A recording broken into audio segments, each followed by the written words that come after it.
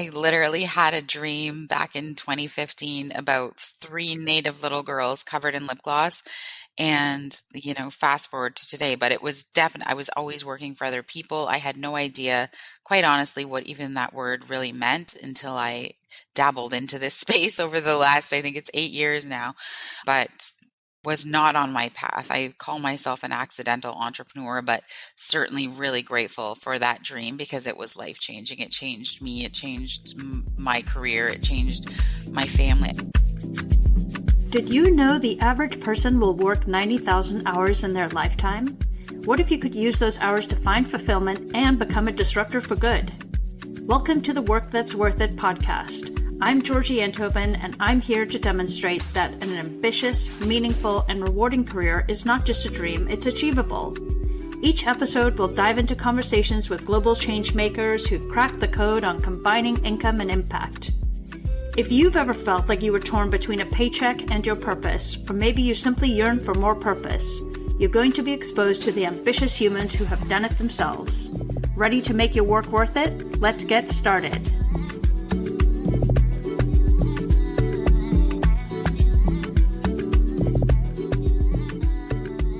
Today on the podcast, we are hosting a wonderful Canadian, Jenn Harper, who's not just a name in the beauty industry, she's a revolution.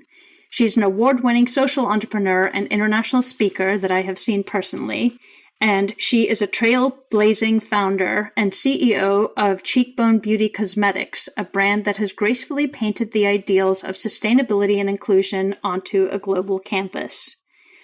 Jenn's personal mission is to create a space in the beauty industry where everyone, including Indigenous people, feel represented and seen. She's on a mission to make a difference in the lives of Indigenous youth, and all that she does at Cheekbone Beauty has them in mind.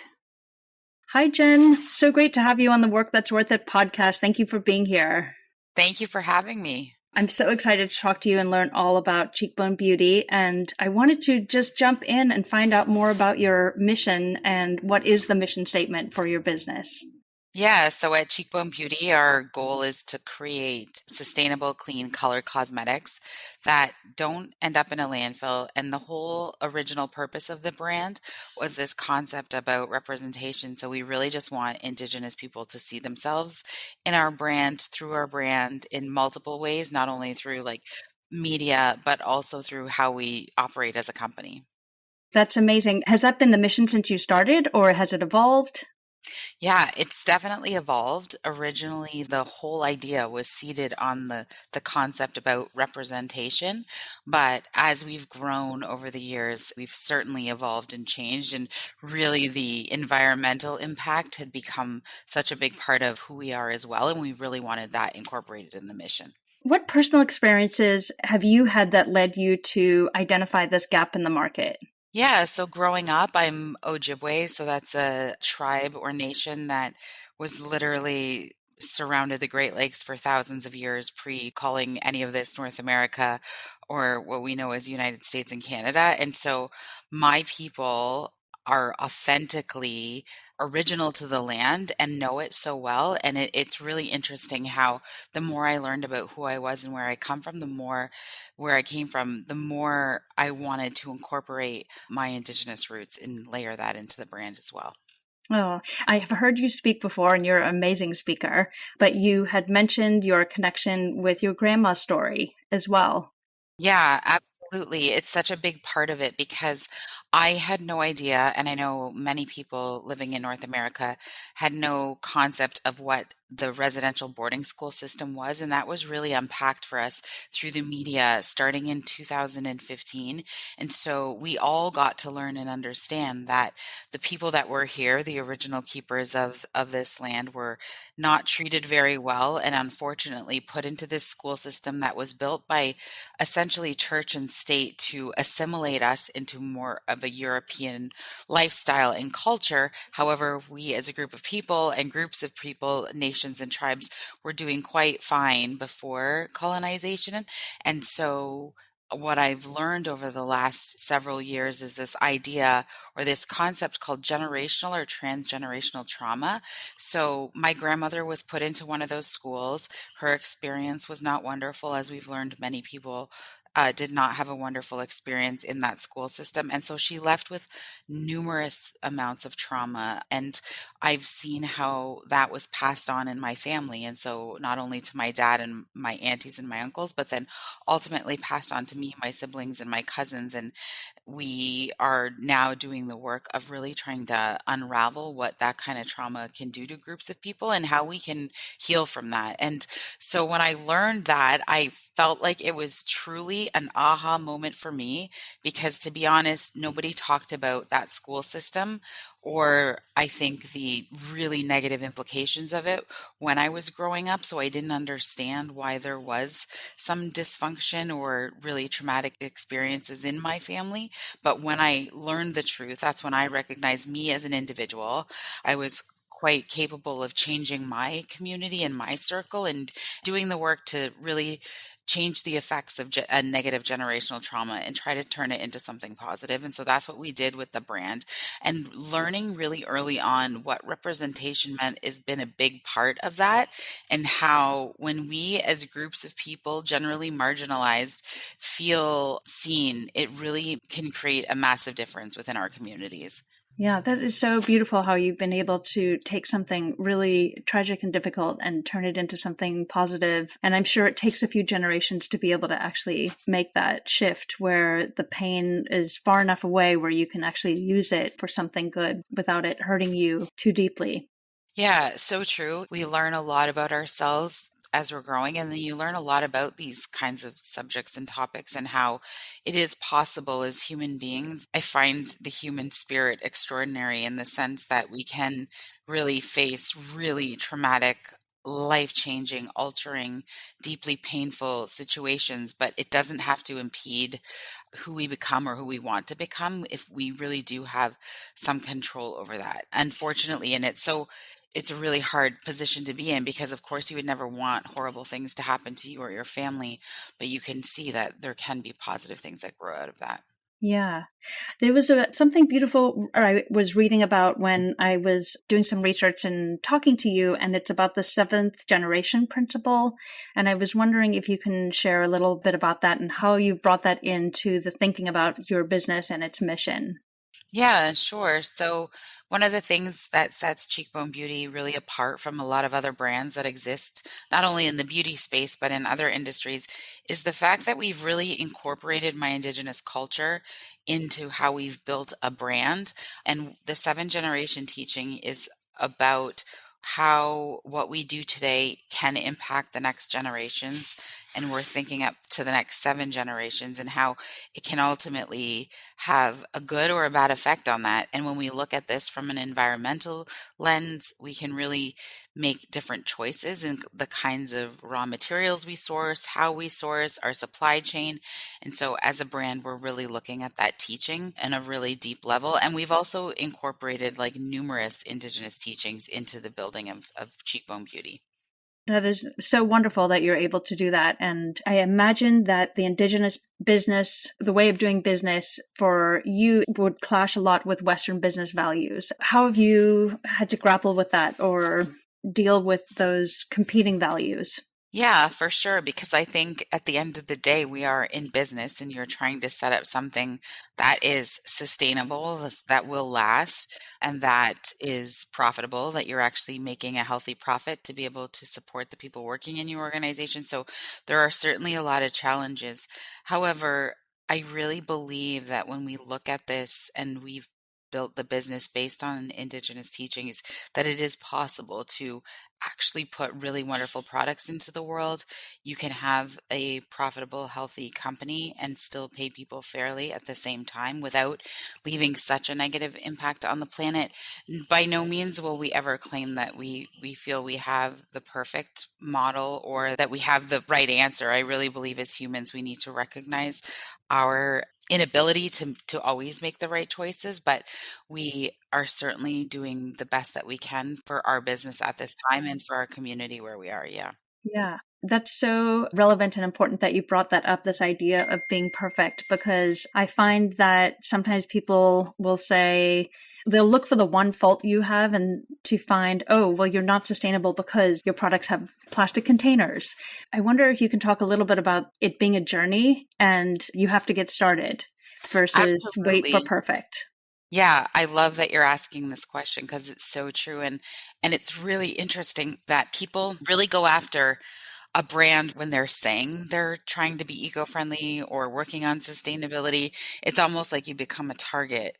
And then you're right, they pinpoint the one thing that maybe you haven't got to on that long list of changes to make when you're working on issues regarding sustainability. So it is important to really see this as a journey, as you mentioned. Like, this is not, there is no silver bullet, there is no right answer. We found as an organization that one, you mentioned plastic, we try not to vilify any forms of packaging. One, it's really about the what's going into the exterior component, the packaging, which could be glass, aluminum, plastic, paper, wood. There's all kinds of options, but the item that's actually going into that really does matter. So especially in beauty for us, it's the formulation and what would happen to it if the exterior packaging was not the right choice. Meaning, for instance, we've tried products that were in paper, but paper is porous, it evaporates, and it's obviously not the best solution for every formulation. And so it's really important to think about things and recognize that on this path and this journey that there's going to be different choices that you have to make. As a society, we've already made a ton of plastic. So perhaps PCR, which is post consumer resin, second, third life plastic, could be an option because there needs to be a solution. And then when you actually look at the energy resources or consumption, what it takes to make a PCR product versus something out of glass or aluminum or wood, it does require actually less energy. So when we're looking at the a sustainability from when we're looking at how we make something or how it's made, we look at all the aspects of it, not just the material, but how much energy is required to make glass versus plastic, for instance, Yeah. or in terms of weight, what's heavier for shipping reasons when things have to be moved around. There's so many different, and that is, it will impact your carbon emissions depending on the weight of a product as well. So there's a lot of things to look at. I mean, as a small business, I'm really proud that we really did go down the path of creating sustainability reporting systems because this gives us a platform and a place for us to see where and how we can make improvements or make adjustments. Yeah. I mean, it sounds like you're very authentic in your mission and it is a journey, but a lot of what you're doing is building trust with the consumers and probably the investors that you are on this path in an authentic way. And speaking of trust, I believe you are a B Corp, right? Correct. Yeah. Yeah. Yeah. Yeah. Can you explain what that is and also how you made the decision to apply to become a B Corp? Yeah, so there's a lot of certifications that exist in the consumer goods space, and many times that we've learned and researched as a brand, a lot of them really require just a check, if you will, or some form of payment without actually any sort of serious investigation about your brand, your product, your supply chain, where things are coming from, how they're coming from, what your workforce or your looks like, and what we've learned about the B Corp community is that there is a vetting that happens. There is a trusted relationship between you and the B Corp community.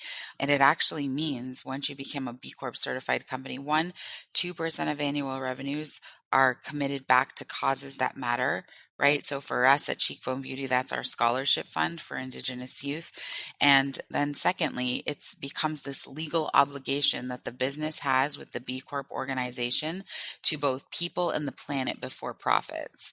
It is really important to understand that it wouldn't be something that you would just a seal overnight. Like I know for us, the process took well over a year to go through and all the different kinds of questions that the B Corp organization asks about your organization, including not only environmental issues of how and where your packaging is coming from or the kinds of products you're putting into the world, but it also too is a lot about the kind of company or organization you're building. So employee relationships and stakeholder relationships and all of those things are included in the process of vetting your organization to become a certified B Corp. Yeah. So that's a big investment for a startup. How does it help you? It really, honestly, I wanted to see where we were and where we stood because I'm a firm believer in the B Corp community. I really see us as an Indigenous business, how our values really align well with the B Corp community values. And for us, originally, I was like, well, let's see where we stand. Let's go through this process and let's just see, because I think sometimes as businesses enter this space, you're really concerned about what if I'm doing everything wrong? Well, to improve as human beings or as organizations, we have to know where we're starting from. And then that's where you know you can move forward and make different choices. And then you can do it sort of one category, one step at a time, so it doesn't feel as overwhelming because there's a lot. And what you'll learn is, my goodness, this is daunting. My goodness, this is frustrating when you learn that, quite honestly, when I think of how Indigenous people view innovation, I really recognize that it's like we've really been the leaders of our own demise in so many cases as a society. Truly, if we did just look to nature, the answers are all there.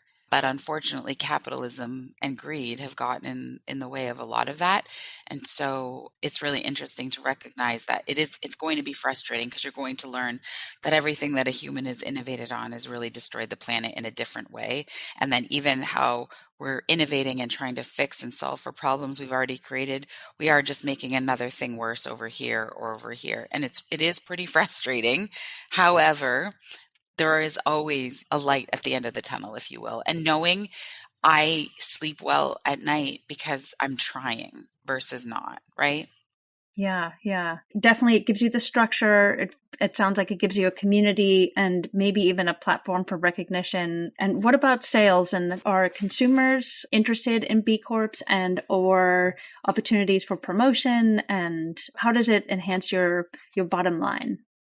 So the truth is, in the last 3 years that we've been really looking at the data when it comes to sustainability, is consumers, it's the last thing on their list. They really want it. However, they don't make decisions actually at the checkout based on that. And so marketing sustainability and green beauty and all of the things that we talk about here, we're going to do these things regardless. That's just who we are as a business.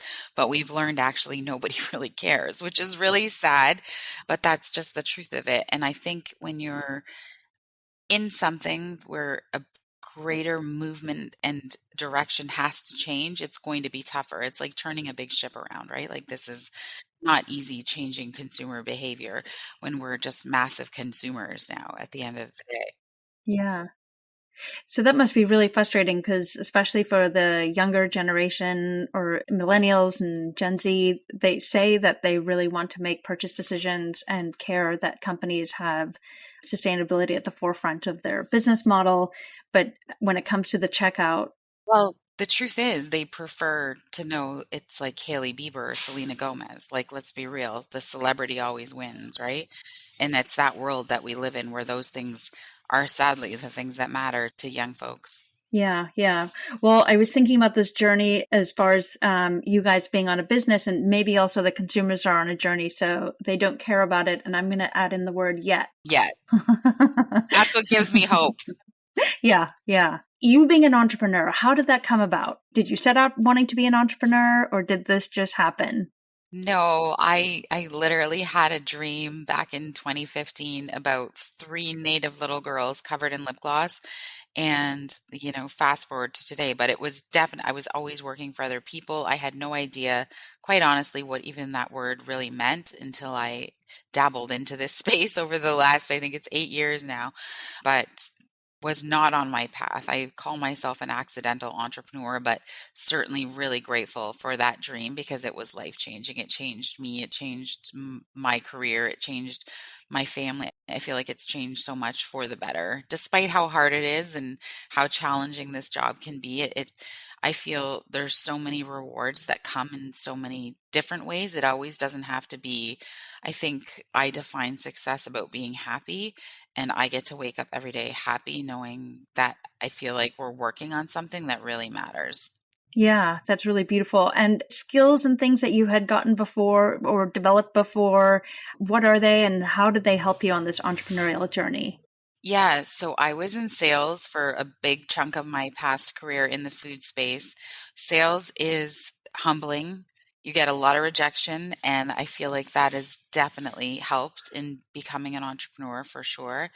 And I believe that, I always say I have no great skill set except I'm pretty consistent. So just getting up every day and working on the same thing and pushing the brand forward, I think is really what's driven our success. And I mean, I always say we're not just a makeup or a lipstick brand. I'm so grateful for this bigger purpose that we have, that this whole concept, the original idea of just about representation has uplifted not only me personally, but I feel like my community. And we get that feedback from so many Indigenous people on a regular basis about what it means to them to see our products in Sephora on a shelf, our products in J.C. Penney on shelf. They just feel like they matter when they see that. Yeah, I had seen something you posted on LinkedIn recently about thinking about making decisions and really listening to your gut. Can you talk a little bit about some of those experiences or the truths that you have taken out of being an entrepreneur for several years? Yeah, so the last year had been really tough. It's the worst P&L I think I've ever seen. And I was thinking about why and how that happened. And you go into every new quarter, new year, every 3 years, 5 years, you're looking at these plans. And our strategy was amazing last year. And the truth is, it's just four big things that just didn't pan out the way they were supposed to. And when you look at, we start diving into why, and they're supposed to work, right? Because they work for all of the other big players or brands. And then it's just recognizing that anytime we've done these things that are sort of industry standard, it just doesn't work for us. And I think it's because we're such a unique brand. And this year, moving into 2025, we are promised ourselves we're going back to our roots. We're going to stay true to that and not take advice from consultants, third party organizations, or experts in industries that don't understand our business. Like the way we're a small group of people, there's six of us, but they don't understand this the way we do because we're in it every day and we're this close to our customer and our community. And so we're going back to who we are really and doing things our way. Yeah. And as you said before, nature has the answers. And so it's sort of going back to your roots and really leaning into the individuality that you bring to the table. Exactly. Yeah. Yeah. So being an entrepreneur is tough. You just talked about having a tough year. What makes this work worth it for you? Oh, wow. So when I talk about being here and the feedback we get from my community, to me that is so rewarding, right? I grew up not seeing another Indigenous woman in business ever. So the fact that we're here and being able to represent for the next generation of young people, and it's not just specifically in beauty. Like I was at a pop-up and there was a group of Indigenous women who work in the like clean energy sector, and they introduced themselves, and two of them were just like, it is so incredible to see a strong Indigenous woman leading and building a company in a completely different industry, but for them it still was empowering because none of us have seen Indigenous women in these spaces or in C-suite roles or any sort of positions of power ever. And so I feel like our next generations are certainly going to have a different vantage point because all the women I know are doing incredible things. So it's just really exciting to be able to have been here and fulfill that role for some young ones. And then also we get to do our scholarship fund every year, and that's why we exist, right? That's why we have this, and knowing that we're deploying scholarships to students that are just anywhere you can grab support to get the education that you want is critical in your youth. I remember not having enough money to complete school at one point as well. And so that's why that is so important to me. And so finding these students that we get to give out these scholarships to is incredible. So even despite having not the best year, we're still able this year to give out 14, and we'll announce that in the beginning of the new year, which feels really good. Wow. And how closely are you involved in that process? So this will be our first year that we are not reading the applications ourselves. We have done it ourselves up until now, but our partner is Inspire, which is a large Indigenous education scholarship not for profit, and they're our partner, and are getting their help going and reviewing them, which is a very hard job, but at the same time, emotionally daunting for us because I can tell you we received over 350 applications last year, and every one of those youth is deserving of that scholarship, and we only had 10 to give out. So it's really hard on the team when we're trying to choose who gets to win. Yeah, yeah. Well, that's definitely the inspiration there. How do you get to give out the 350? Exactly. And that's why we're still here and why we keep fighting, because we know there's a lot of people that need support. Yeah. Where can people find your products and support you? We're at Cheekbone Beauty on all of our socials. We're cheekbonebeauty.com for our e-commerce store, and then we're jcpenney.com and then sephora.ca. Okay, great. Well, I have loved hearing your story and your wisdom, and thank you so much for being on the podcast, and I look forward to keeping in touch with you. Amazing. Thank you for having me. Yeah, thank you. Bye. Bye. I want to share two things that have stuck with me after this interview with Jenn. The first is the 7 generations principle. It's such a powerful way to think about business, of how you're going to be impacting the world for the next 150 years with the decisions you're making today. And I just wondered, what if more business started to ask that question and at least acknowledge their impact or projected impact, both positive and negative? The second is this reality check on sustainability. As Jenn shared, they are a certified B Corporation. And I appreciate Jenn telling us the reality of selling products that are mission-driven. What consumers say they want is still unfortunately different to how they act. This puts an extra challenge on brands that are playing by a higher standard. And they're not only competing on quality and price, but also on top of that, how to be sustainable and mission-driven. To that point, Jenn shared how her B Corp status is less about gaining like-minded customers for now, unfortunately, but rather she's using it as a roadmap and benchmark for improvement. And I found this insight really valuable.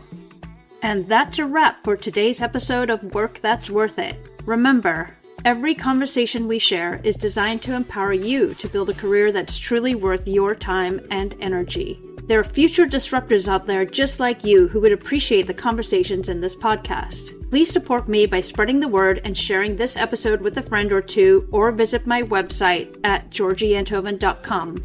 That's spelled GeorgieEnthoven.com. Until next time, ask yourself, what problems am I solving, and are they worth my valuable time? Your intentional choices today can lead to exponential impact tomorrow. Thanks for listening.